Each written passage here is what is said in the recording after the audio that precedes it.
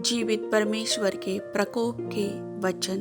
उत्पत्ति की पुस्तक अध्याय 19। सांझ को वे दो दूत सदोम के पास आए और दूत सदोम के फाटक के पास बैठा था। उनको देखकर वह उनसे भेंट करने के लिए उठा और मुंह के बल झुककर दंडवत कर कहा, हे मेरे प्रभुओ, अपने दास के घर में पधारिए और रात भर विश्राम कीजिए और अपने पाँव धोइए, फिर भोर को उठकर अपने मार्ग पर जाइए। उन्होंने कहा, नहीं, हम चौकी में रात बिताएंगे। और उसने उनसे बहुत विनती करके उन्हें मनाया, इसलिए वे उसके साथ चलकर उसके घर में आए और उसने उनके लिए भोजन तैयार किया और बिना खमीर की रोटियां बनाकर उनको खिलाई। उनके सो जाने के पहले सदोम नगर के पुरुषों ने जवानों से लेकर बूढ़ों तक वरन चारों ओर के सब लोगों ने आकर उस घर को घेर लिया और लूत को पुकार कर कहने लगे, जो पुरुष आज रात को तेरे पास आए हैं वे कहाँ हैं? उनको हमारे पास बाहर लिया कि हम उनसे भोग करें। तब लूत उनके पास द्वार के बाहर गया और किवाड़ को अपने पीछे बंद करके कहा, हे मेरे भाइयों, ऐसी बुराई ना करो। सुनो, मेरी दो बेटियां हैं जिन्होंने अब तक पुरुष का मुंह नहीं देखा।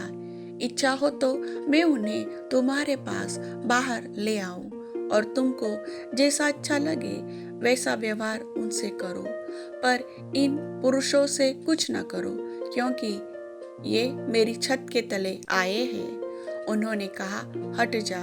फिर वे कहने लगे, तू एक परदेशी होकर यहाँ रहने के लिए आया, पर अब न्यायी भी बन बैठा है। इसलिए अब हम उनसे भी अधिक तेरे साथ बुराई करेंगे। और वे उस पुरुष लूत को बहुत दबाने लगे और किवाड़ तोड़ने के लिए निकट आए। तब उन अतिथियों ने हाथ बढ़ाकर लूत को अपने पास घर में खींच लिया और किवाड़ को बंद कर दिया। और उन्होंने क्या छोटे क्या बड़े सब पुरुषों को जो घर के द्वार पर थे अंधे कर दिया। अतः वे द्वार को टटोलते टटोलते थक गए। फिर उन अतिथियों ने लूत से पूछा, यहाँ तेरा और कौन कौन है? दामाद, बेटे, बेटियां और नगर में तेरा जो कोई हो, उन सभी को लेकर इस स्थान से निकल जा, क्योंकि हम यह स्थान नाश करने पर है, इसलिए कि इसकी चिल्लाहट यहोवा के सम्मुख बढ़ गई है और यहोवा ने हमें इसका सत्यानाश करने के लिए भेज दिया है। तब लूत ने निकलकर अपने दामादों को, जिनके साथ उसकी बेटियों की सगाई हो गई थी, समझा कर कहा, उठो, इस स्थान से निकल चलो, क्योंकि यहोवा इस नगर को नाश करने पर है। उसके दामाद उसका मजाक उड़ाने लगे। जब पौ फटने लगी तब दूतों ने लूत से जल्दी करने को कहा और बोले, उठ, अपनी पत्नी और दोनों बेटियों को जो यहाँ है ले जा, नहीं तो तू भी इस नगर के अधर्म में भस्म हो जाएगा। पर वह विलंब करता रहा। इस पर उन पुरुषों ने उसका और उसकी पत्नी और दोनों बेटियों के हाथ पकड़े, क्योंकि यहोवा की दया उस पर थी, और उसको निकाल कर नगर के बाहर कर दिया। और ऐसा हुआ कि जब उन्होंने उनको बाहर निकाला तब उसने कहा, अपना प्राण लेकर भाग जा, पीछे की ओर न ताकना और तराई भर में न ठहरना, उस पहाड़ पर भाग जाना, नहीं तो तू भी भस्म हो जाएगा। लूत ने उनसे कहा, हे प्रभु, ऐसा न कर। देख, तेरे दास पर तेरी अनुग्रह की दृष्टि हुई है और तूने इसमें बड़ी कृपा दिखाई कि मेरे प्राण को बचाया है, पर मैं पहाड़ पर भाग नहीं सकता। कहीं ऐसा न हो कि कोई विपत्ति मुझ पर आ पड़े और मैं मर जाऊं। देख, वह नगर ऐसा निकट है कि मैं वहां भाग सकता हूं, और वह छोटा भी है। मुझे वहां भाग जाने दे। क्या वह नगर छोटा नहीं है और मेरा प्राण बच जाएगा? उसने उससे कहा, देख, मैंने इस विषय में भी तेरी विनती स्वीकार की है कि जिस नगर की चर्चा तूने की है उसको मैं नाश न करूंगा। फुर्ती से वहां भाग जा, क्योंकि जब तक तू वहां न पहुंचे तब तक मैं कुछ न कर सकूंगा। इसी कारण उस नगर का नाम सोअर पड़ा। लूत के सोअर के निकट पहुंचते ही सूर्य पृथ्वी पर उदय हुआ।